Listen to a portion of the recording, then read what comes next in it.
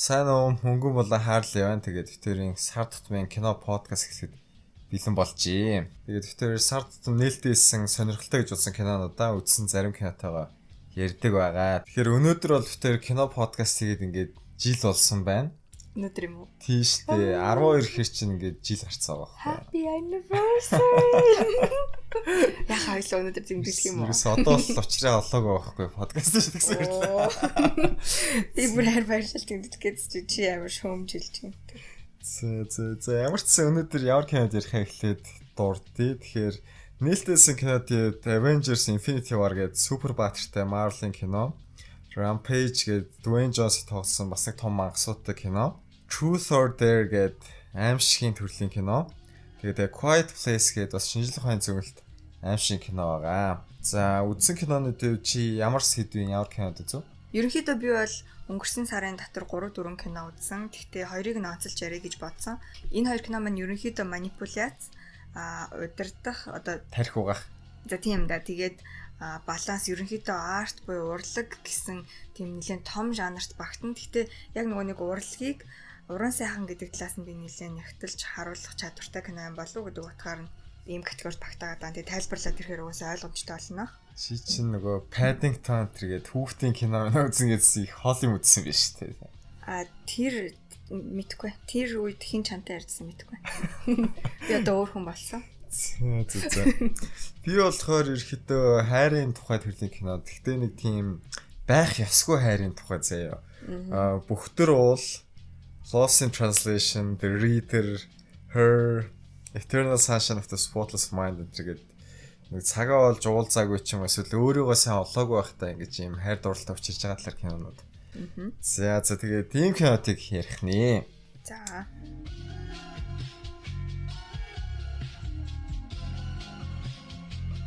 За эхний кино Avengers Infinity War супер баатартай акшн адал явдал кино байгаа. Тэгэхээр Marvel-ийн ингээд бүх оддын баг бүрдсэн одоо их том кино болж байна.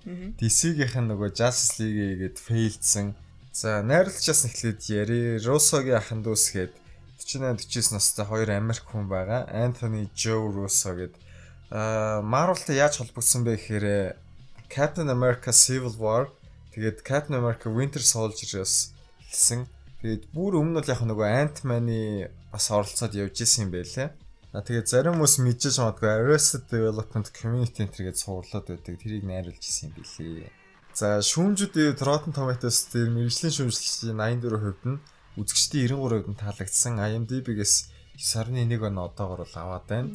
Тэгээд үйл явдлын хувьд болохоор Avengers-ийн кинонууд ер нь дандаа л нэг Thanos гээд үзмийн ягаан царайтай нөхөр камерлаа харж инээмсэглсэн байдалтайгаар дуусаад байсан. Тэгээд өрчгөр ирвэтэй. Тэгээд тэр одоо гол сөрөг дүр дэлхий дээр ирээд хамаг дэлхийн ертөнц орчлон орвог занл хийлж яхад нь Marvel-ийн бидний одоо дэлгэсний үзэж ижил таслуулсан баатрууд бол зогсоохоор хичээнэ гэсэн байгаа. Тэгээд тэр эрдэнэ чулуунуудаа цуглуулад нэг юм Бэли гэдэг айтем тийгээд ах шиг байсан. Infinity Gauntlet гэж байгаа байхгүй юу? Би комикуудыг уншдаггүй болох нэг сайн мэдгүй байна. Бодвол хэсэг бүрийн цуглуулад хар улам хүчтэй л болоод идэм байлгүй гэж. Тэгээд чулуу болгоно өөр ингэсэн нэг чадвартай. Тэгээд тэрийг авахаар тийм чадвартай болох ч юм уу. Хар ухаанд бол гэж ойлгохоор л. Тэгээд трейлер дээр нь Marvel-ийн хавг баатруудыг цогтнаар бас сонирн байлээ. Guardians тэгэл Avengers, Black Panther, Doctor Strange хүртэл ингээд яваал холилдоо бол тийм. Almost too good to be true. Тэ энийг үзэх гэж би what did I deserve to see this? Тийм 2000-аад онд комик уншдаг байсан бол энэ зүгээр ерөөсөө мөрөөдөл биелхэл мөч аахгүй. Тэгээ бүгднгийн ингээд амжилттай франчайз болж байгааг нь хараад том дэлгэсэн дээр үзнэ гэдэг чинь ерөөсөө хамрын самсаж харчих байх юм. Тэгээд олон дүр гиснээс нь 64 баатрууд гарч байгаа гэсэн байсан. Бидний өмнө нь ямар нэг байдлаар харцсан байсан. Тэгээд 2 дугаар хэсэг нь болохоор эх жил гарна гэсэн байсан. Басаа? Тийм. Яг нэг Harry Potter Twilight Hunger Games энэ чинь part 1 2-т гэдэг шүү дээ. Тэгээд гуултээ уусаа 64 дөрүүд гарч байгаа юм бол тэр болгон дээр бас нэлээд син гарах байлгүй. Тийм шүү дээ. Screen time-ийн нөгөөнд чи хэцүү асуудал байхгүй тийм. Гэхдээ нэг үйл явдлыг хоёр тасалдсан биш. Энэ хэсэг нь одоо гарцсан байгаа нь болохоор нөгөө баатруудын талаас нь part 2 нь болохоор тэр гол сөрөг дүр Thanos-ын тухай гэсэн. Тийм болохоор надад их таалагдж байгаа. Зөв. Ядчил санаа нь тий. Тэгээд арай үзээгүй байгаа болохоор одоохондоо хэлэх коммент нэг алга байна.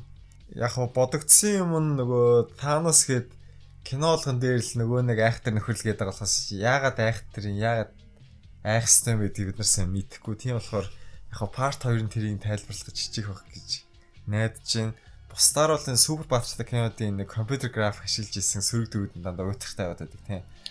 Wonder Woman-ы сөрөг дөр, Fantastic Four-ын сөрөг дөр, Justice League айгүй уйтгартай байсан шүү дээ.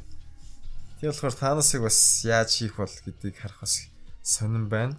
Тэгээд Avengers-ийн хувьд өмнөх кинодын нөгөө Joss Whedon найруулсан сүүлд нөгөө Justice League-ийг бас найруулсан бид нар мэдж байгаа.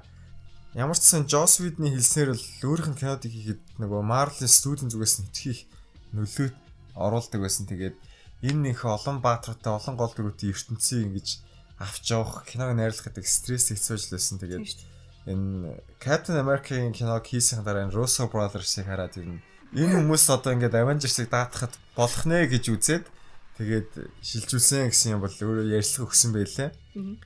Тэгээд Joss Whedon өөрөө энэ Avengers-ийг хийхэ болоод дэлхийн 2 дугаар дайны дүүрнэж байгаа нэг аимшиг кино зохиолоор ажиллаж байгаа гэсэн байсан. Тэр нь бол надад сонирхолтой санагдаж байгаа. За тэгэл түүх аимшиг хоёр нийлээд ирэх юм бол миний хувьд наа чин бүр айл алхал халуур тарихаар юм болж байна гэсэн үг.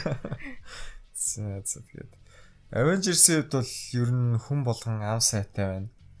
Тэгээд заавал үзэх хэрэгтэй кинод энийг бол болж байна. 20-30 жилийн дараа бид нар ингээд супер патрiotic кинод модноос гарцсан байсан ч гэсэн ингээд яаж ийм ертөнцийг establish хийгээд яаж нэг кино болгохтой гэдгийг харах бол сайн жишээ болов гэж бодож байна. Гиснээс би Ready Player One үзсэн. За. Амар гоёсэн. Тийм үү. Тийм бүр тасархай. Тэрэн дээр Oasis-ыг бүтээсэн хүний залуу нас нь яг одоо бидний туулж өнгөрч байгаа шүү pop culture гэдэг culture-тай бүр нэлээд ойр дотн өссөн болохоор өөрийнхөө тэр Oasis болон тоглоомнуудтай тэр pop culture-ийнхаа характеруудаас амар их шингээж өгсөн байдаг. Тэр Oasis дээр даалгавар биелүүлээд явж байгаа хүн нь буцаа тэр pop culture-ыг амар их судалсан байж иж бослохгүйгээр тоглоомоо дааж гарч байгаа хүмүүс байдаг байхгүй. Тэгэхээр магадгүй бас бидний өдөөд ингээ take for granted гэж ярьдаг шээ тий. Өдөр тутамдаа бид нэг үзэл сонирхол өсч торинсан энэ culture-ыг нэг өдөр бас нэгэн бүр ингээ тусгайлан судалж үзэх цаг бас ирэх бах та. Тэгээд чирээдээ өвтөч шал өөр юм үзэж сонирхчихсан шүү дээ. Супермен байтан ингээ нэг өвөө нэг юм хачин юм яриад тэгээд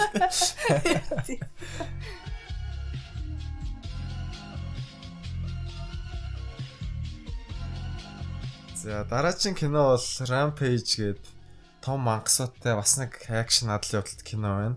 За трейлер бас постерыг харсан бол хүмүүс Dwayne Johnson тэгээд ийм том цагаан маш том биетэй гориллыг бас харсан баг. За тэр нь ямар учиртай вэ гэхээр Dwayne Johnson дүр болохоор нөгөө мич судлаач. Тэгээд тэр цагаан үлэмж биштэй тэр цагаан горилл нь болохоор их ухаантай. Тэгээд Dwayne Johnson-ы баг best friend нь заяа ирсэн. За тэгээд ерөөхдөө яасан бэ гэхээр энэ генетикийн туршилт хийсэн юм даалдагдсан ч юм уу задраад тэгээд тэр горилл болон өөр хідэн амьтанд нөлөөлөөд их тийм догшин үлэмж том биетэй болж хувиргаж байгаа байхгүй юу. Тэгээд хамаг хот мот юм нурааж явж байгаа болохоор Rampage гээд нэр өгсөн тийм үйл явдалтай кино байгаа юм байна лээ.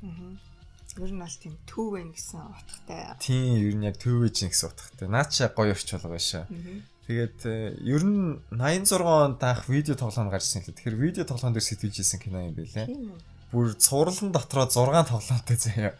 Оо тийм үү. Тийм тэгэхээр бас ийм видео тоглоомны киноос таарад байгаа байхгүй юу? Тийм байна, тийм байна. Тэгээд тоглоом дээр болохоор хүмүүс туршилтаас л элдв тийм аратан болж хуураад дэлхий дээр цаг хугацаагаар аялаад бүр сансар огторхой хүртэл ингэж аюул учруулж байгаа талаар гардыг юм билээ.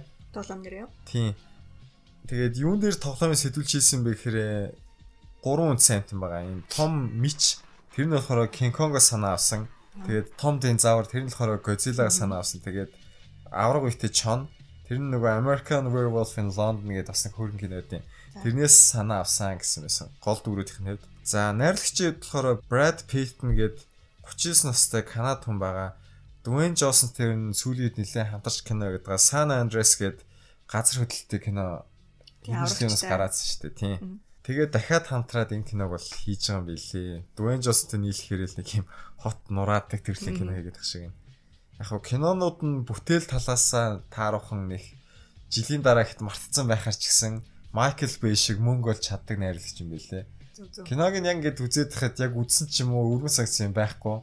Гэтэ зардал орлого хоёрыг харангуут энэ хүн мөнгө олж чаддсан гэж харагдчихлаа гэсэн. Шүүмжлэгчдийн зүгээс болохоор Rotten Tomatoes дээр мэрэгжлийн хүмүүсийн 51%, үзэгчдийн 82% таалагдсан. IMDb-гээс 6.4 он авсан. Тэгэхээр нэг түүхэнд үлдээд ямар нэг гайхан шиг болоод байхгүй ч гэсэн зүгээр ингээд нэг нарийн нюанс учир занглаа шаардаад байхгүй зүгээр ингээд тархиа унтрааж байгаа л юм дэлбрээл том юм хоорондоо зодолж байгааг харах дуртай бол энэ кино мөн байгаа байхгүй.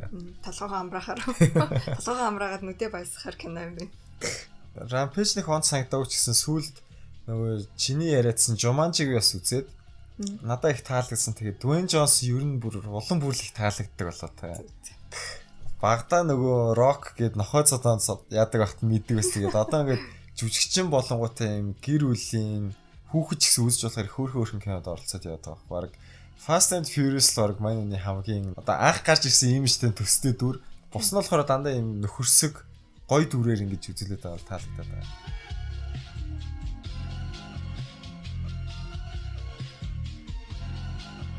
За дараагийн кино Truth or Dare аимшигын тийм цус нүжтэй маягтай кино байгаа. За энэ кино яагаад онцлог вэ гэхээр нөгөө Blumhouse Productions гээд бид нар юугаар мэдэх вэ гэхээр Paranormal Activity, Split, Insidious, Purge, Get Out-ыг цаана энэ студ байсан. Төсөв багтаа гээд нэг яагаад их юм байхгүй. Blockbuster тарьсад бол баг гэхдээ үзэхэд бол туйлын үр дүнтэй өгөө 6 тань шиг санагдаг надад бол. 6-тай. Яа. Truth or Dare гэдэг нэрний хөдөлгөөр ер нь барууны орнууд ялангуяа Америк үеийн тоглоом их тоглодог. Чадах уу? Тийм одоо үннээ хэл шийтгэлтэй тоглох уу? Тийм шийтгэл яг одоо охид төвүүд дээр шийтгэл өгдөг юм шиг шийтгэх байхгүй. Тэгээд үннийг хэлэхгүй бол нөгөө шийтгэлээ хийн эсвэл аль нэг нь хийж болно. Тийм тоглоом байгаа. Тэгээд энэ киноны хөдөлгөөрөө Truth or Dare-ний нэг харагдсан юм уу ямар нэг юм шүглсэн тоглоом байгаа байхгүй юу? Тэгээд энэ тоглоомд оролцсон бол заавал үнэ хэлэх ёстой бол үнэ хэлэх ёстой, шийтгэл хийх ёстой бол хийх ёстой. Үгүй бол хэн нэгэн маш харгасаар үхэн. За. Найрлагчид болохоор Jeff Wadlow гэдэг 42 настай Америк хүн байгаа. Бидний мэдгээс болохоор Kick-Ass 2-ыг найруулсан. Тэгээд Non-Stop гэдэг Liam Neeson тоглосон бас нэг акшн триллер кинод бол найруулсан юм байлээ. Ер нь бол ийм аимшигын цусанчтай кинод бол хит хитийг найруулсан байгаа.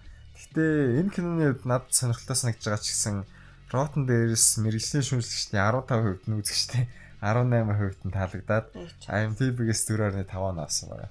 Liam Neeson Non-Stop гэснээс тэр нөгөө нэг оршуулгын газар бороо ороод хүүг нь алаагдсан ч байдаг. Тэр кино мөн бах тий баг. Би Liam Neeson кинод нэг сонирхдаггүй шүү дээ. Taken дээр гардаг юм үсттэй тий. Тийм үү? Тэр баг мөн баха. Тийм найрлагчийн онцлог бол ерөөхдөө тийм л юм байлээ. Жохон аимшигын цусанчтай элементүүд их оруулах. За зурган дээр нь хараад байгаа хүмүүсийнх нь амар нэг тийм эвгүй инээдсэн царай нь болохоор жүжигчин William Dafoe-гийн нэг кинонд хийсэн инээмсэглээс сэтгүүлж хийсэн гэжсэн. Spider-Man-ийн нөгөө Goblin тоглолтгоор нь арай сүүлийн хүүхдэд мэдж байгаа бах. Ямар ч нөгөө New Orleans маань сургууль дээр таарчсан би салаа дээр үлчижсэн ярьжсэн шүү дээ. Тийм шүү дээ. Spider-Man-ийн Goblin гэхэр чинь би бүр ойлгохгүйсэн нөгөө найзынх нь аав нь шүү дээ. Тийм. Тэгээд өөр чинь би яг мань нэг нөгөө Платон гэдэг Вьетнамын дайнтай кинод юм аа нэг сайн сэтгэлтэй төрөвчийн дүрт бас байдаг. Сайн тий айгу нүрийн харангуй зөндөө олон кино гарч ирсэн тий. Гарч ирсэн мэдээд байгаа мөртлөө яг тэр энэ кино гэхэр нэг их талгаад орж ирэхгүй. Тэгээд надад бол жүжигчин сайхан шиг санагддаг. Тэгээд яг нэг инээмсэглэлийн аимшиг киноны ингээд том iconic хэсэг болчихж. Тэгээд яг энэ Truth or Dare тоглоомын үед ер нь бүр 1700 танаас ихтэй байт юм бэлээ. 100 сарын баяраар хүмүүс тоглолтгоо гэсэн байсан. Яг шүүмжүүд таарах одоо чамаас гэсэлүүд хүмүүс таалагдахгүй байгаа ч гэсэн миний бол цаал үзэх яд нэг. За үзээ.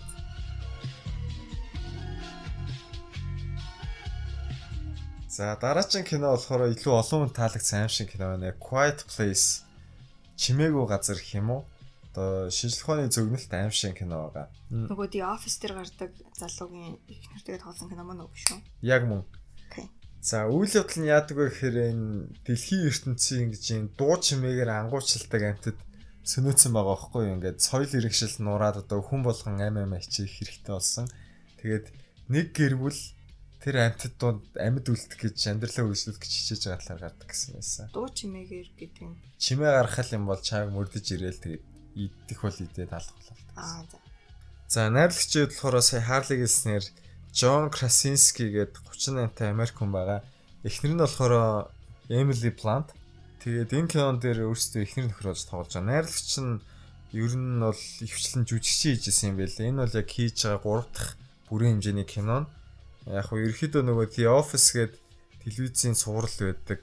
Бусдаар бол мэддэг киноос харьцангуй цөөхөн юм байлээ. За шүүмжлэгчдийн зүгээс Rotten дээр шүүмжлэгчдийн 95% нь таалагдсан, үзэгчдийн 85% нь IMDb-гээс 8.1 оноо авсан. Нилийн өндөр авч тийм. Тэгээд Стивен Кинг Twitter дээрээ магтсан байсан киног. Трейлерыг үзэх гэсэн нэг сонирхолтой харагдсан л та. Нэг тийм хашгираа орлон чалаа авах яадаг л нөгөө мангаснууд нь гарсан чигээр нь үрддэг. Тэгээд tension jump scare багтай их tension ирээсэн ингээд. Одоо яах бол гэдэг нөхцөл их орсон. Suspense гэж ярьдаг. Чимээгүй байх хэвээр тэгээд тийм байсан. Надаа бол ямар нэг юмнаас хорогдох гэж хичээж байгаа цөөхөн хүмүүсийн тухай гэхээр нөгөө 10 Cloverfield Lane тэгээд It Comes at Night тэгээд Hidden тэр кинод их санд орсон. Би аим шиг кино үздэг болохоор өстө надад чи гадаа дээр ярьж байгаа юм шиг сонсогч. Тэгээд ерөөхдөө шүүмжлэгчд бол их хам сайтай байсан. Яг хөө энийг тэгээд нэг үзмэр сайтахаар үзэх хаа. Бусдаар бол шал дэмий хэрэг сонирхолтой л гэсэн юм. Jump scare байхгүй бол би үзсэн магадгүй. Аим шиг кино учраас байгаа л хэлэхтэй. A Quiet Place-ийг үзсэн байвал спойлергүйгээр бас сэтгэлдээ үлдээгээрээ. Тэгээд jump scare-тэй өгүүгөд хэлээд их юм бол энэ Harley-с үзэж магадгүй шиг юм.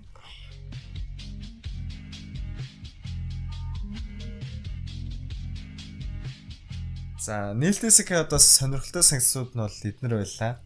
Тэгээд одоо Harley хоёр үзсэн кинодоо ярив. За. За өнгөрсөн сард миний үзсэн кино гэх юм бол түрүүн хэлсэн байгаа манипуляц бусдын шийдвэр гаргах чадварт ямар нэгэн байдлаар нөлөөлөх тэгээд урлаг гэсэн нийт тийм сонсоход айгу тийм сонио энэ яг эднэр чи хоорондоо ямар холбоотой юм бэ гэж асууж магадгүй бах. Тэгээд үзсэн кино гэх юм бол Red Sparrow. Тэгээд нөгөөд нь болохоор түрүүн хоёлаа подкастаар нөгөө Оскарын кино дээр ирчихсэн. Phantom Thread гэдэг кино. За энэс гадна бол Mercer өөр кинонууд үзсэн байгаа. Good Dinosaur үзсэн, 50 Shades Freed үзсэн. Тэгтээ яг нэлийн гүнзгий сэтгэл үлдээсэн хоёр кино гэх юм бол энэ хоёр байгаа. Зохиолч нь Justin Hayth гээд Америк 45 настай зохиолч байгаа. Тэгээд энэ хүнийг зохиосон өөр нэг кино гэх юм бол нөгөө нэг Cure for Wellness гээд би нэг хэдэн сарын өмнө үзэж дуусаагүй үзсэн. Тэгээ баахан гомдлсон шүү дээ. Тэр киноны зохиолч байна лээ. За тэгээд найруулагч нь болохоор Francis Lawrence гээд 47 настай хүн байгаа. Түрүүний подкастн дээр ярьж ирсэн Water for Elephants-ыг найруулсан хүн юм билээ. Шал бүтэхгүй гэдэг юм шүү наачсан. Гой кино. Кинон дээр тавчхандаа юу гардаг вэ гэхлээр Prima Ballerina буюу одоо гоцлол балетчин байжгаад гэмтэл аваад өвчтөө ээжигээ тэжээхийн тулд аргагүй эрхэн зөвлөлтийн тагнуул болсон эмэгтэйгийн талаар гардаг байгаа. Тэр нь Jennifer Lawrence юм уу те? Тийм.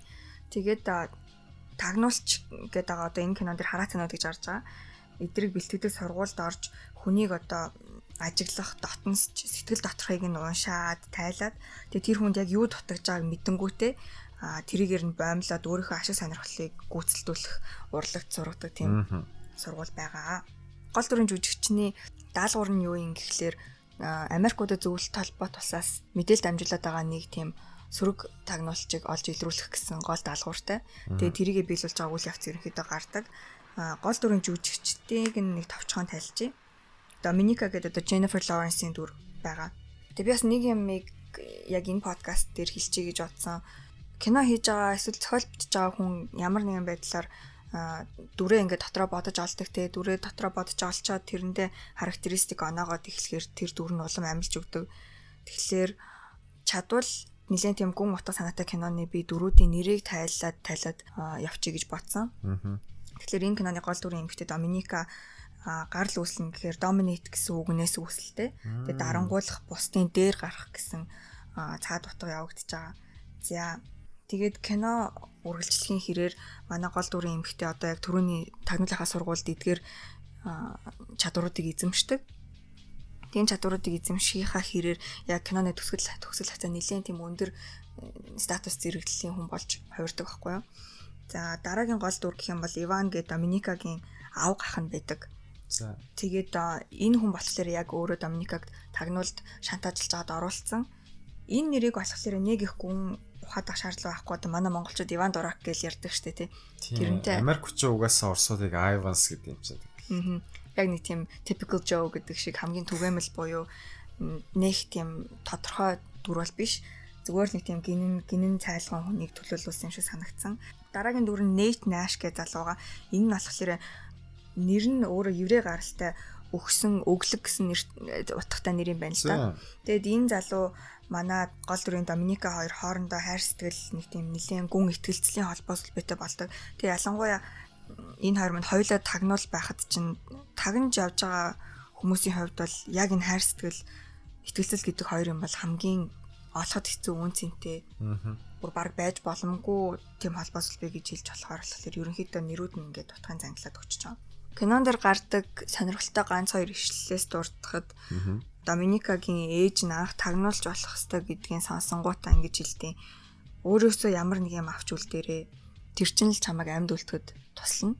Тэгээ өөрөөсөө гэдэг нь өөрийнхөө хүн чанараас. Тэгэхгүй тэр их хэцүү сургалт тренинг гэж юу гэх юм бэ? Бэлтгэлийн ард гарахад хүн чанараа алдах магадлал маш өндөр.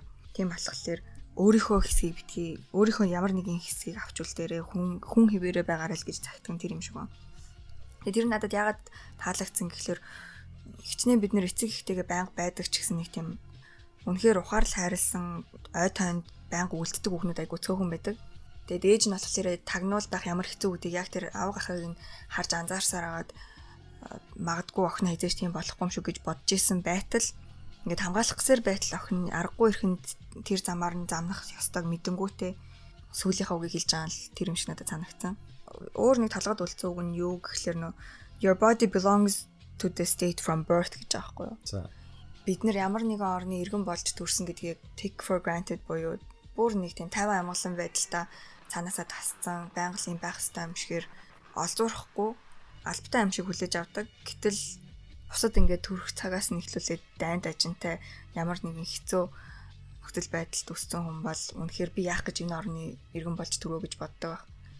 Харин тэрний хажууд бол бид нэр харцангуй аюулгүй байгалийн гамшиг төртөөд байхгүй нэг тийм 50 газар байгаа гэдгийг айгу appreciate болсон.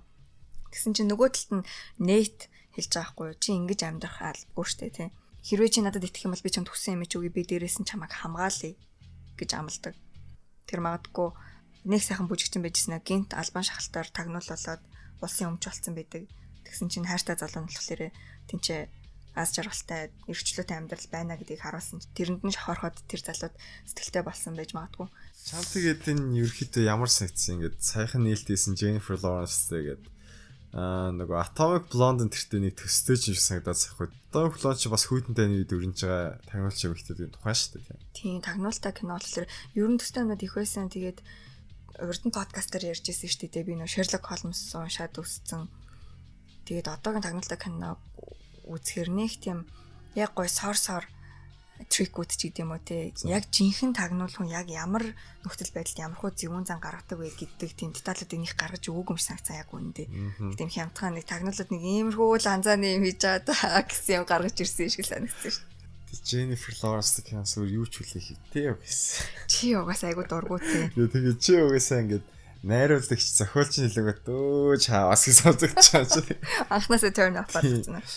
Канадагаа холбоогүй ч гэсэн Jennifer Lawrence ч анх нөгөө Hunger Games-ээр гарч иржсэн шүү дээ. За. Тэр үеийнхаасаа бүр амар өөр болсон. Хамар нь өөр болсон, нүд нь өөр болсон, баг танигдахааргүй болсон мөлий тий. Jennifer Lawrence бол сүүлсэн савын сонирхолтой юм бол 10 жил төгсөө гэдгийг сонс. Үу тийм үү. Тийм. Бүрэн дунд боловсралгүй. Тийм үү. Боловсралгүй ирсэн. Чи өт яасан ядраа тийм ээ. Хоппацаад хүм болоод. Боловсралгүй юу.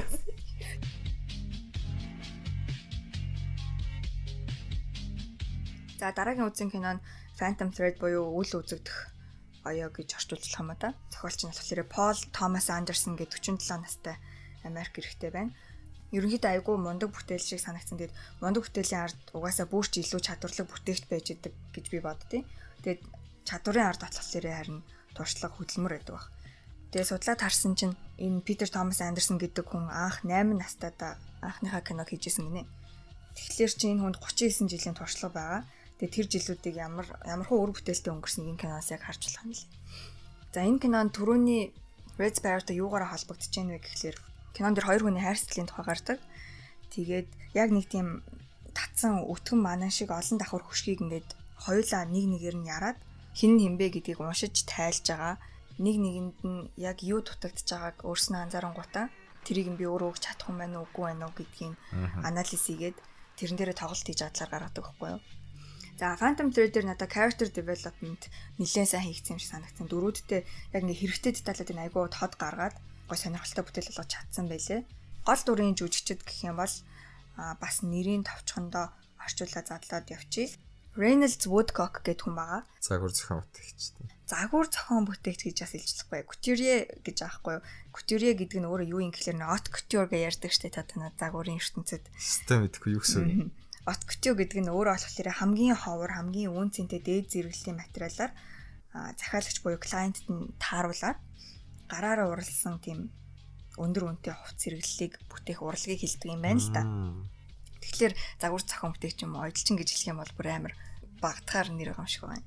За тэгээд энэ Couturier Reynolds гэдэг хүн байна. Reynolds гэдэг нэрний утга нь юу юм гэхлээр powerful ruler гинэ. Тэгэхээр ерөнхийдөө удирдагчийн хүү гэж орчуулж байгаа. Яа гэх юм бол Reynolds гэдэг нэр нь удирдагч гэсэн германик нэр юм байна л да. За. Тэгээд Reynolds гэхээрээ хамаатуулахын тийм ялгалуулаа явчихж байгаа юм. За. Дараагийн гол дүрийн жүжигч нь болохоор Alma гэдэг Reynolds-ийн сэтгэлтэй болдог бүсгүй. Тэрний зөөгч эмэгтэй үстэй тийм. Тэр зөөгч эмэгтэйгийн нэр нь болохоор сүнсийг тэжээгч тийм feeds one's soul гэсэн утгатай нэр юм байна. За тэгээд 3 дахь гол дүрийн жүжигч нь болохоор Reynolds-ийн эгч нь юм уу дүүн юм уу sister гэж байгаа. Кирилл гэдэг нэртэй. Яг нь кинон дээр Cyril гэдэг л дээ. Тэгээд бидний хэрэгэлдэг үсгийг чинь Кирилл үсэг гэдэг штеп. Тэгээ энийг нэг Кирилл Мефоди гэдэг грек ахын дүүс хоёр зохиож исэн. За. Тэгээд энэ нэр өөрөө грек гарал үүсэлтэй. Lordly эсвэл masterful буюу ноёрхуу эзэрхүү гэсэн утгатай нэр юм байна. Чи сайн ухаж чинь нэрнүүдийг юм. За одоо ингээд нэрнүүдийг нь тайлаад ирэхлээр ерөнхийдөө дөрүүд ямархуу хандлагатай гэдгийг нь гараад ирж байгаа байхгүй юу? Чамааг одоо Harley гэхээр юу гэж ойлгох вэ гэлээ. Гэхдээ надад асуулт амар таалаж байна. Яа гэх юм бол түрүүн би яг ярьсан шүү дээ тий. Ямар нэгэн зохиол бичиж байхдаа дөрүүдээ өөрөө бодож олоод гэтэл яг тэр дүрдээ ийм нэрийг өгнө гэдэг процессын цаана мэдээч хэрэг гүн гүнзгий утга санаа явж идэг.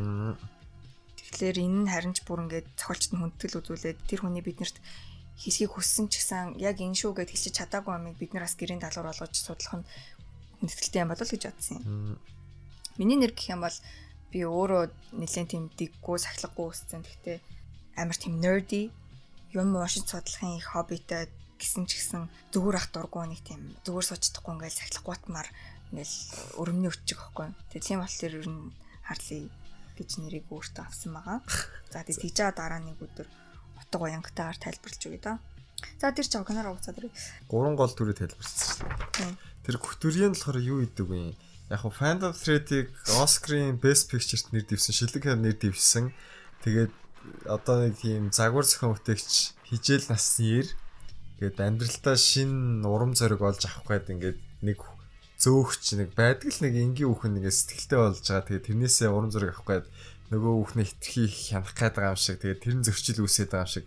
Эсвэл нөгөө хүүхэн далдуураа тэр эрэгтэй хянааж байгаа шиг юм гарч ий гэж ойлгосон байхгүй юу? Чи ерөнхийдөө бол айгу зөв ойлгосон байна. Тэгээд би бас яг хүмүүс үзэхдээ тэр болгон анхаарал байдгүй. Гэхдээ мэдчихэд илүүтэхгүй фактуудыг нь чиний надад асуултанд чи хариулангаа өргөе гэж бодлоо. Энэ кинон дээр болохоор хувцас хэрэглэл болон одоо тэр хувцас хэрэглийг бүтээж уралж байгаа, амь оруулж байгаа үйл явцыг гаргадаг. Тэгэд энэ хэцүү процессыг ер нь төгс төгөлдөр болгож дуусгах шаардлагадаг. Тэр их нүсэр хичээл зүтгэл болон уралж байгаа хүнээс нь гарч байгаа золиосуудыг гаргадаг. Үндсэндээ яг үнийг хэлэхэд Reynolds бол эхнэр нэг хэрэггүй. Тэртээ тэргүй зөндөө олон зарц шивгчин, дээрэс нь тэр их чин ч юм уу дүүн ч юм уу хараад хандаад байж байгаа. Гэхдээ яах аргагүй их нэртэйгээ хайр сэтгэлтэй байгаад байдаг. Эхнэр нь болохоор нэгдүгээрт тэр өөрийнх нь мэрэгжлийн хүн биш, хоёрдугаарт өөрийнх нь зэрэг зэндааны эмэгтэй биш. Тэгээд нэгэнтээ ажилдаа тийм ихт оролцсон болохоор эхнэр нь баг урд нь ингээ хувцас тайлаад зогсон чи ямар ч реакц үзүүлэх хэрэггүй тийм болчихсон маа. Тэгэхээр тэр эмэгтэйгийн одоо хатан ухаан гэж хэлэх юм уу да эсвэл айхтар шаманоос тан гэж хэлэх юм уу? Айгу аймаар яг ингээл Reynolds бол төггүй хүн шиг ажиллаа хийгээл өөрийнхөө байгаль болол бондоогол явж байгаа хүн шүү дээ тий. Гэтэл тэр эмэгтэй өөрийгөө тэр хүнийг ингэж бүр хүсэх, шаардах, тэрэнгүүгээр байж болохгүй юм шиг амьдралтай болж харагдаж байгаа мөч хүртэл дагдцсан байгаа байхгүй юу? Тэгэд яагаад урлаачид ийм их анхаарал шаардлагатай вэ гэх юм бол урлагийн хүн гэдэг чинь ер нь энгийн хүнээс айгүй өөр байдаг. Амьдралын хэмнэлийг одоо шугам графаар авч үзэх юм бол энгийн хүнийх магадгүй нэг хідэн цөөн уналт басалтай л ахах л та. Харин урлагийн хүний хувьд бол нэг тийм огцон дэшээ доошоо. Тэр нь тэгээд ингээд юм олон шүттэй гэж хэлж болохоор. Тэгээд нөгөө яг гэх юм бол шүтэн бишрэгч буюу одоо байнга л сонин содныг ирэлхийлж идэг аудиенс гэж ярьж штэ тий. Бүтээлийг нь одоо төрхөн зур бурхан шиг шүтээд тэгэл гинт уулын бог тийм гинт уулын бог хараал унсан моройгоо олно гэдэг шиг дараагийнхаа гоё юм руу хошуурцгаадаг тийм хүмүүс төр цэвэр шалтгаалсан байдаг болохоор уналт басалтууд нь хитрхи хоорондоо ойрхон хитрхи огцсон байдаг. Тэгээд урдгийнхан чинь хөөрхий ямар Apple, Samsung, Mercedes байгаа биш. Нөгөө сайн бүтээл гэдэгт чинь цаг гарна, ирч хүч зарцуулна, сэтгэл гээл ер нь өөрийнхөө нэг хэсгийг л өгч байгаа гэсэн үг шүү дээ. Тэгээд нөгөө онгод нь орсон үеэс бүтээл дуусаад хүмүүсийг алмаар хүртэл бүх зүйл ингээл амар гоо дээшлж агаад гинт эргээл нөгөө доошо буучингууд нөгөө оюун ухаан нь өлсөөд гарын цагтнал яг нэг шин дараагийнхаа төсөл төр ингээл ажиллах гал байж ядаад байхгүй. Тэгээ урлагийнх нь нөгөө мьюз гэж ярьдаг шүү дээ. Онгод оруулагч тийм юм амар чухал байдаг. Тэгээд тэр мьюз нь Reynolds-ийн хувьд яг аалмаасан байна. Тийм тэр зөвчлээсэн үстэй тийм. Шууд сонсоход бол Red Sparrow-ыг Phantom Thread-ээс илүү гүн гүнзгий илүү хар бараан кино гэж өнгөцгөн дүгнэх байх хүмүүс. Гэхдээ зүгээр оролцсон хүмүүсийн сонсоод Red Sparrow хийzээ шинж тэгж бодох гэсэн. Чиний наач нэгтэй амар bias онлоо. Нэр толомч шүү. Гэхдээ хоёулангийн үзсний дараа би бол Phantom Thread-ийг биширлээ. Айлаа. Ингээд өнгөцгөн харахад бол аалмаа нэг тийм бусдад хор хөнөөл учруулахаргүй тийм энгийн нэг сайхан инээсэн тийм цайлган цагаан сэтгэлтэй эмхтэй гэмээр харагдаж байхгүй. Тэгэхэд эмх дурлсан эмхтэй хүн заяа. Ямар нэг юм бүх бие сэтгэлээсээ хүсэж шунсан хүн юунд бэлэн байдгүй гэдгийг би хараад нэлээ эмээсэн. Өөрөөсөө айх шиг болсон. Үгүй өөрөөсөө биш би яаж аваад эрэгтэй хүн болоод төрчих юм бэ л гэж амар баярлсан. Яг тийм бол эцээц эмэгтэй хүн багаар эрэгтэй хүний амьдрал руу орж ирээд бусад бүх юмыг төрж гаргаад зөвхөн өөрөө эзэрхийлэхэд бэлэн болох потенциал нь байж идэг гэдгийг би ухаарсан байхгүй юу. Тэгэхээр тэр чинь амар аюултай асуудал. Хүн өөрийнхөө нөгөө хүч чадал хийж чадах юмаа нэгдүгээрт мэддэг байх нь айгүй чухал. Мэдлэгээ тэрийгэ уруулан ашиглахгүй байх нь бүр чухал юм санагдав. Гэтэ яг энэ хоёрын харилцааны хувьд бол Альма тэгснээрээ эрхэмлээ уруулан ашигласнараа хинт ч хор хохирлоо учруулаагүй. Тэгтэл амьдрал ер нь цаана бас их олон янзын юм явагдаж идэм байх гэдгийг хараад humbling гэж ярьдаг шүү дээ тийм. Бас нэлээ номхруулсан л кино байна. Надад айгүй таалагдлаа. Тэч юм ээ. Phantom Thread-ийг бол үзмээрсэн.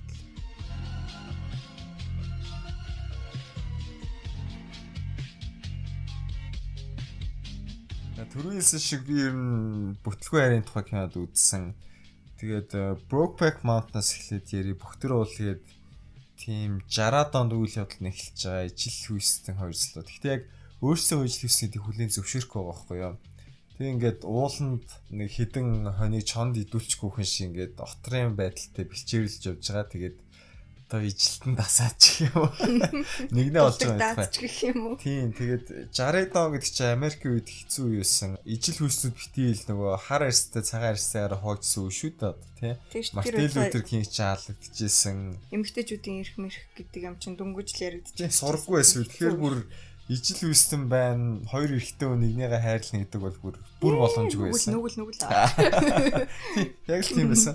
Одоо ч гэсэн бид нарт хүлээж авахд бас бэрхшээлтэй л шүү дээ, тий. Тийм шүү дээ. Өнөөг хүртэл хэцүү л шүү. Brokeback Mountain-ы болохоор энэ хоёр хүний хамтдаа байж болохгүй шалтгаан болохоор нийгмийн хүлээлттэй холбоотой байгаа. Хамгийн гол нь тэр хоёр хамтдаа байхдаа жаргалтай байгаа байхгүй юу? Нэгнийгээ нөхөд нэгнийгээ аз жаргалтай гэж байгаа байхгүй. Тэгээд дааж нөгөө нийгмийн хүлээлтээр тийм харилцааг хүлээн зөвшөөрөх боломжгүй.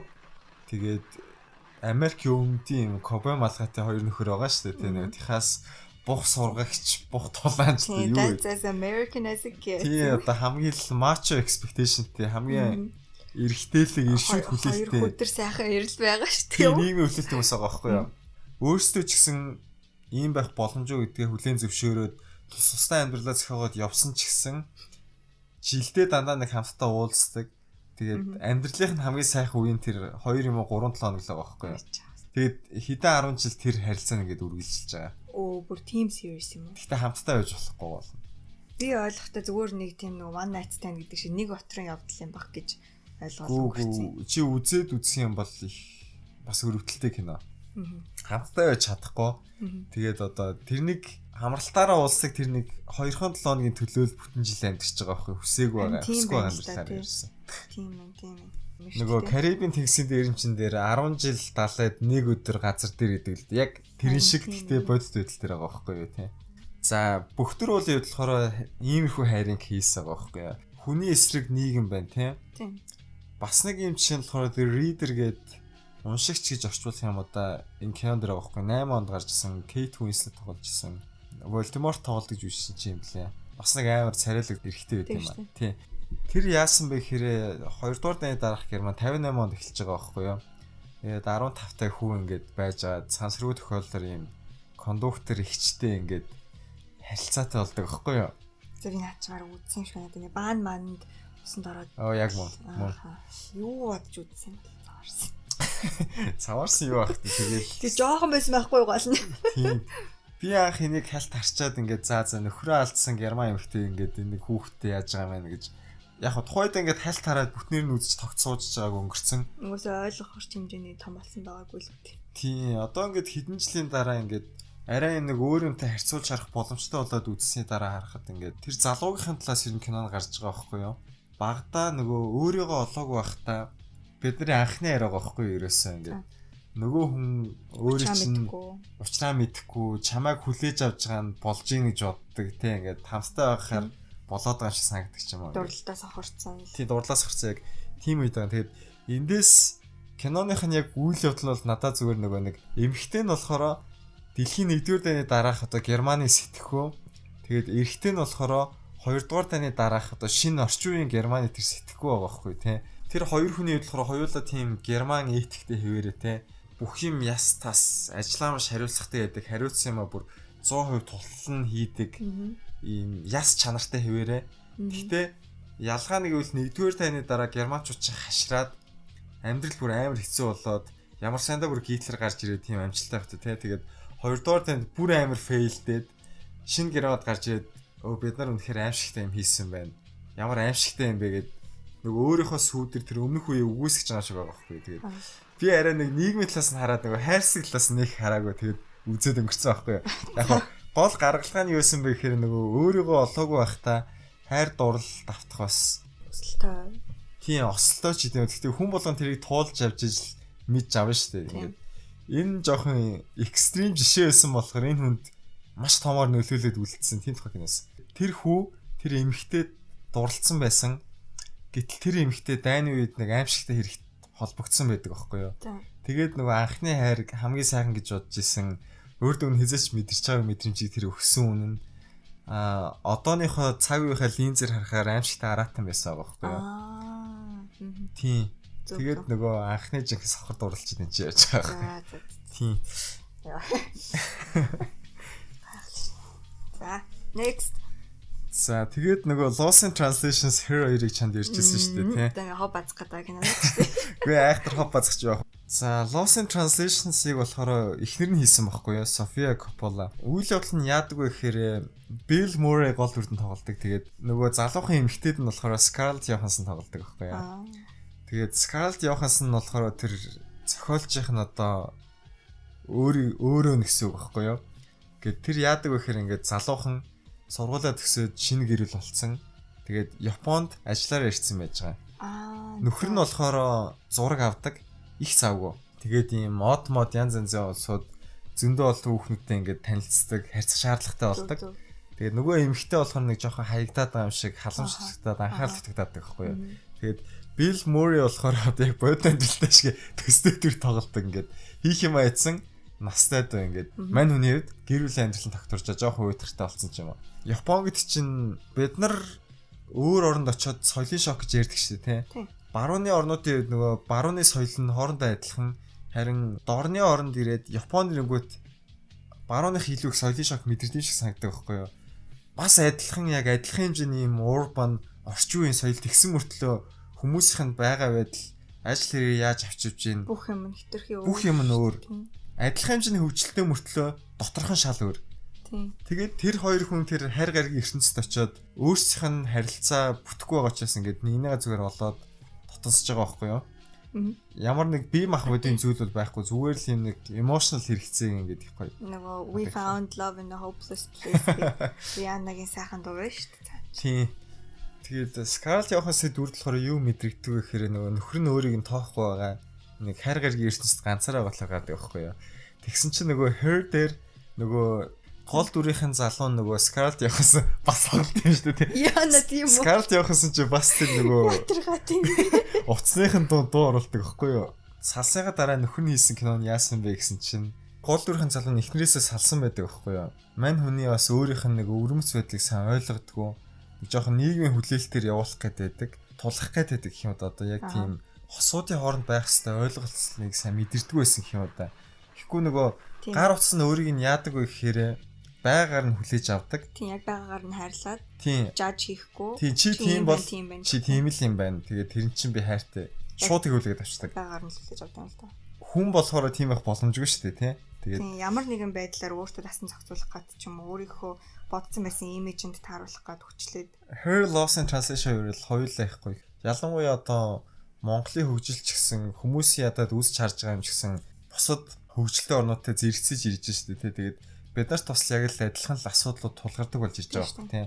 Алсын зайны үерхэл гээл соёлын ялгаа тий. Иймэрхүү бас орж ирдэг болсон байна. Тэгээд яг тийм үед бас бидний энэ мэдэрч байгаа юм зөвхөн миний зовлон биш юм байш шүү. Хүний юм нийтлэг experience юм байш шүү гэдгийг харахад бас at some point at some place дайраад өнгөрцөн л юмнууд байгаа бол тийм зөвхөн өөрсдөнд нь л гайдах болоод байгаа юм шиг харах. Ганцаараа гэж гуниглах шаардлагагүй. You're not alone л гэхгүй тий. You were not alone. За кинон дээр үргэлжлүүлээд байхад нь сүүлийнх нь Eternal Sunshine of the Spotless Mind-ийг ирмээр санагдсан. Jim Carrey тэгээд дахиад Kate Winslet бас тоглож исэн. Нэр би тантаа жүжигчтэнд давхарцсан кинод үзсэн юм биш үү? Үйл явдал нь яадаг вэ гэхээр Jim Carrey тэгээд Kate Winslet хоёр 30 орчим настай тэгээд бас үерх гэж оролдож байгаад хүмүүсийн натур хитрхи өөрөөс болоод салж байгаа талаар гардаг кино л доо. Энэ киноны ертөнцийн нэг юм үйлчлэгээд байхгүй. Тэр нь яадаг вэ гэхээр нөгөө ер нь салт гэдэг чинь онцгүй шүү дээ. Тэгээд тийм шүү. Ерөөсөө үерхэх гэдэг чинь ингээд хай уу амар гоё хай. Лоуин зүгээр амар лоо ерөөсөө. Цаг хугацааг урьдчилж тооцоолоод ингэж магадгүй байх шүү гэд хүмүүст нь мэдээлж тайм уу? Үгүй ээ. Сонсчээ. Сална штэ. Хүн чи дотор нь харанхуулаад ертөнцийн хөмөрцөн шиг л айгүй онцгүй байдаг штэ тийм ингээд хэдэн 7 хоногийн турш биш бол бүр хэдэн сарын турш тийм их боломжтой штэ. Жил. Тэгээд тэр мэдрэмжээс сэргийлэхийн тулд нөгөө үерхчээс үнтэй холбоотой бүх ойсомжийг устгадаг байхгүй юу? Nice. Тэгээд Jim Carrey нөгөө ойсомжоо устгуулж хагаад зүүдэлж байгаа юм шиг иймнүүдийг ингээд өөрөө хардаг байхгүй юу? Ингээд бүх хамттай байсан үеүүдээ ойсомжийнхаа тасархаануудаас юм. Тийм ойсомжийнхаа зүүдэлж байгаа юм шиг ингээд хараад байна. Тэгээд явсаар хагаад нөгөө муудалж байсан үедээ ихлэд харж байгаа байхгүй юу? Хамгийн сүүлийн үеийнхаа ойсомжуудаас тийм ингээд муудалцсан нэгнийгээ ойлгохоо байсан дандаа хэрэлддэг болцсон байсан хүүхэд мөнгө ажил бүх юм талаар ингээд муулсан гэсэн талаар яагаад тэгээд арай дээр үе ойсомжууд нөгөө анхныхаа өрөө төхөнгөө тэгээд хамтаа жаргалтай байсан юмудаа гоё идэг байсан зүгээр л ингээд хамт хөлдөө голны мөстөр дээш ингэж од хараад ингээд нам гүмд ингээд байсан мөчүүдээ тий. Энэ нэг гоё моментуудыг хамтдаа өнгөрүүлчихсэн. Тийм дурсамжуудаа хараад нэг хэцүүч байсан сайхан үн ч гэсэн энэ үнтэй л хамт юм байна тий. Ингээд би ч гэсэн өөрөө төгс биш. Тийм болохоор муу учраас гээд сайныг хайж болохгүй. Сайн гээд мууг нь хасах боломжгүй. Хамтд нь л авах хэрэгтэй юм байна. Бууж өгч болохгүй, орлож үзэх хэрэгтэй юм байна гэж ойлгодог байхгүй. Тэгээ тийм тухай кино. Тэгээд ер нь энэ хайрын тухай кинодыг хараад байхад бол бид нар 10 жил нөгөө ярьдаг байсан шүү дээ. Ингээл олон хүнтэй үерхдэг ч юм ингээд янготоо энэ нэг шал моож юм байна. Тийм шал явдалтай ингээд би бол тийм биш гэдэг. Айгүй нэг ариун цэвэр мөр юм яриад байдаг. Гэтэл яг хуу хүмүүс өөр л дээ. Гэхдээ хүний сайныг ханилан байж мэднэ. Тийм ингээд тэгжиж нөгөө хүмүүсийн туршлага идэх нэмэгдэм шиг те одоо за ийм охин байдаг ч болоосоо те 10 жилийн одоо шүү дээ. Тэгвэл би яг гэрлэх бахаа ч гэдэм юм уу. Тэгж бодоод нөгөө тийм охинтойгоо хэзээч үерхгүй явсараад нөгөө 10 жилээ төгсөөд оюутан болж дуусаад ажилд орж хэдэн жил болоод ингээд нөгөө үнтэйгээ яг олоод үерхэд гэрлээд тэгээ тэр нь бүтэхгүй бол яг хөө тэрний оронд анхнаасаа тиймэрхүү гэж бодож исэн үнтэйгээ үерхэд за миний тэгж бодож исэн буруу юм байна. Харин би тийм яг анзаард үзсэн тийм байх нь чухал юм байна. Тимийг би өөрчилж хараагүй мэн болохгүй юм байна гэд одоо туршлагаар л ингэж мэдэж авдаг болох хэрэгтэйсэн байгаа байхгүй юу? Монголчин бол ялангуяа ингээл нэг хүнтэй суухан бол тэр хүнтэйгээ насыг барах тийм ёстой юм шиг тийм pressure айгүй их байдаг. Тэгээд би өнгөрсөн жил нэг TED Talk сонсч ирсэн юм аа. Нэг мэдээлж байгаа хгүй 40 настай. Тэгээд би хэдэх удаага гэрэлж чинь ч гэлээд. Тэгээд тэр юмтэй хэлсэн. Хүнтэй суух гэж битгий яар. Нэгдүгээр бодоод үз. Vow гэж яддаг штэ тий. Гэрлэхдээ бид нар тангараг өргөдөг. Тэгэхдээ through sickness and through health, through good and bad, blah blah blah гэл ийм ч үе тийм ч үе. За эхлээд наад vow чи эхлээд уншаадах. За уншсныхаа дараа чи одоо өөрийгөө эхлээд бод заяа. Чи өөрөө өөртөө гоё байхтаа байх дуртай юу? Эсвэл чи ингээд ямар нэгэн үед өвчин зовлон туссан те maybe үс ч муухай ч юм уу эсвэл нүүрэн дээр ч батг гарсан ч юм уу чи тэр үедээ өөрийгөө хайрлаж чаддаг юм уу нэгдүгээр. Чи өөрийгөө сайхан ааштай байхад нь би гоё шүү it's my day гэж явж байгаа ч гэсэн муухай ааштай байхдаа чи өөрийгөө бас уучлж хөдлөж авдаг уу? Өөрийгөө сонсч чаддаг уу? Тэгээд ирсний дараа өөрийгөө эхлээд байгаагаараа хүлээн зөвшөөрч. Нэгдүгээр чамд гоё ч үе байдаг, муухай ч үе байдаг. Тэгээд өөрийгөө муухай үедээ өөртөө байхыг хүсдэггүй ингээл бусдаас өөрийгөө тусгаарлал бүр хар яр гэдэг хүмүүс идэх шүү дээ. Хэрвээ чи өөртөө муухай үедээ байж чадахгүй юм бол яагаад хэн нэгэн чиний тэр муухай үедээ байх ёстой гэж те. What did he or she do to deserve that nasty person те.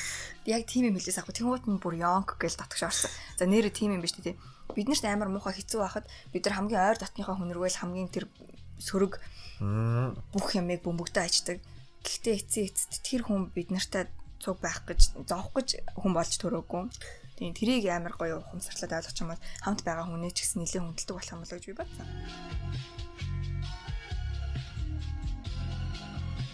Тэгээд хоёулаа подкаст хийгээд жил болцсон байна. Анх тоглоомор хийж байгаа шууд тэр форматаараа киноор оруулаад нээлттэйсэн яриа тэгээд өөрсдөө үзсийг хамаа зам руу гэрдэг гэж ингээд сүүл үеэс бас арай цэгцтэй болоод нэг сэдвийг хаад үздэг болоод хоёулаа бэлтэн часаас арай дээр болдог болж байна тийм. Тэгээд жил гэхээр ингээд нэг бодлын урт хугацаа юм шиг ч гэсэн юм ингээд эргээд харахад нэг 12 хон подкаст л хийсэн юм. Тийм. Сурж авсан юм бас их цөөхөн байгаа байхгүй юу? Илүү их юм мэдж авах үлдсэн санагтаад байгаа байхгүй юу? Тэгээд ер нь энэ бүх хугацааныгээ дандаа комент үлдээ. Сайн ч муу ч ингээд сэтгэлдүүдээ хуваалцаа тийм.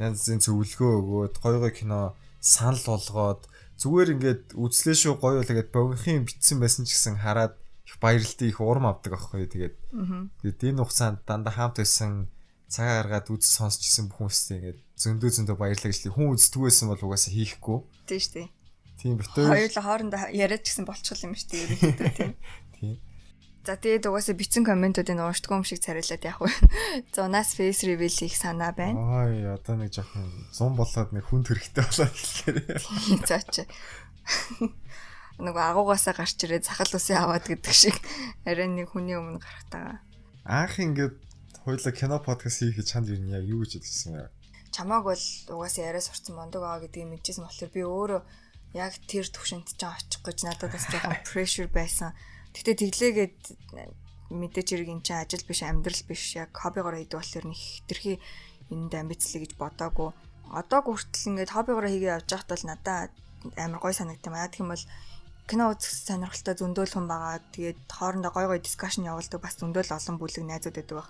Гэтэ ингээд хоёулын шиг commitment гаргаад яг тусдаа цаг гаргаад судалгаа хийгээд ноут бичээд edit хийгээд ингээд явдаг хүмүүс өсөх хүмүүс болохоор би өөрснөр амар бахархтай юм аа. Яг дийлэнх чи идгэлтэй. Гэтэ би бас чамаас сураад яаж байгаа л та жоохон хичээнэ гэж бодож байгаа. Дараа жилхэд гайг болж байгаа гэхгүй.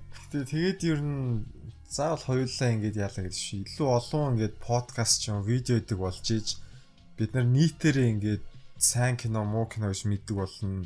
Илүү олон сонирхолтой юм олж мэднэ. Тэгж санагддаг. Тэрнээс ч ингэж ганцхан бид нар ингэж подкаст хийж хэвчтэй. Тэр гэж чинь тийм ойл байхгүй. Бүгдээрээ хичээж ээжл ингэж одоо бидний энэ дундаж чадвар юм уу мэдлэг гэж юм байдаг бол тэр нь нэмжиж бидний одоо амьдралд дэвшин шүү дээ тий одоо хүн болон хог хаях ёсгүй гэж ойлгож иж гадаа гудамж сэвэрхэн болохтай адилхан ингээд хүмүүс ийм кинотой бид нар ингээд эвлэрч болохгүй юм байна тий бид нар илүү гоё юм хүмүүс хийж болтiin байна байж болтiin байна тийг мэдж авч иж амьдрал сайжрах юм шиг санагддаг байхгүй юу тий шүү дээ тэгэхгүй одоогийн мэдлэр яг ингээд кино театрт гарч байгааг нь үзчихээл тэгээд тэрнээс цаана өөр артистууд байдаг, өөр чиглэлийн кино байдаг гэдэг мэдэхгүй өнгөрөх юм бол мэдээж хэрэг харамсалтай. Өчнөө олон биднэрт танигдаагүй магадгүй мөнгө төгрөг нь хүрээгүй ч юм уу. Гэхдээ brilliant санаануудтай артистууд цагуур зөндөөл байдаг. Тэгэхээр энийг сонссноор бас хүмүүс заавалчгүй байнга кино театрт кино үзээд авахгүй эсвэл заавалчгүй байнга хатан л орчуулгатай заавал Америк, Англи кино гэхгүйгээр өөрийнхөө мэддгүү хэлээр үздэггүй жанрынхаа кино ч юм уу үзээд комфорт зоноосоо гарвал бас зүгээр ах. Магадгүй тэрний хадлаар комент үлдээдэг ч юм уу. Тийм. Подкастын ослыг яс ингэж хардаг. Өөрсдийнхөө подкастыг амар юм нарийн ширийн мэрэгжлийн юм яриад байх биш те. Гэхдээ энэ юм утгатай юм байна ингээд энгийнээр тайлбарлал гэдэг нэг жоохон амьдралд буулгаж ирэх талаас нь те.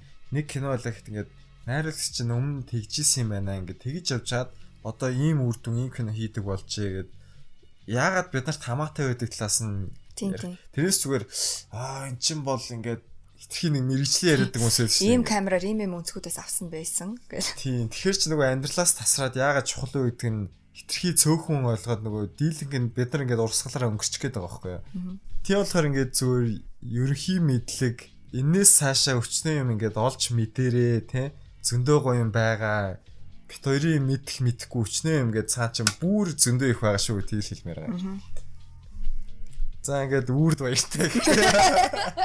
Сайхан байлаа. Тэгээд сэтгэлдээ үлдээгээрээ бүгдийг нь уншдаг, юух нь хардаг. Тэгээ нөгөө пэйж дээр бас видеодод давхар оруулаад явж байгаа. Тинчээ шеэр хийж байгаа, сэтгэлдээ үлдээж лайк тарж байгаа. Пэйж дээр ч бас нөгөө нэг одоор үнэлгээ өгдیں۔ Хоёр үнэлгээ өгдөг хүмүүстээ маш их баярлалаа. Тэгээд пэйж бас давхар ороод шеэрлээд явах боломжтой шүү дээ. Таныг сануулчих. Подкаст бол угаасаа YouTube дээр орж байгаа. iTunes энэ ер нь подкаст хаас сонсё тэн дээр монголоор фильм подкаст, гейм подкаст гэж хайх юм бол угаасаа давхараар явж байгаа. За ингээд дараагийн имчилэг хүртэл төрөө баяр та. Мөнгөн болон хаарлаа явлаа. Баярлалаа, баяртай.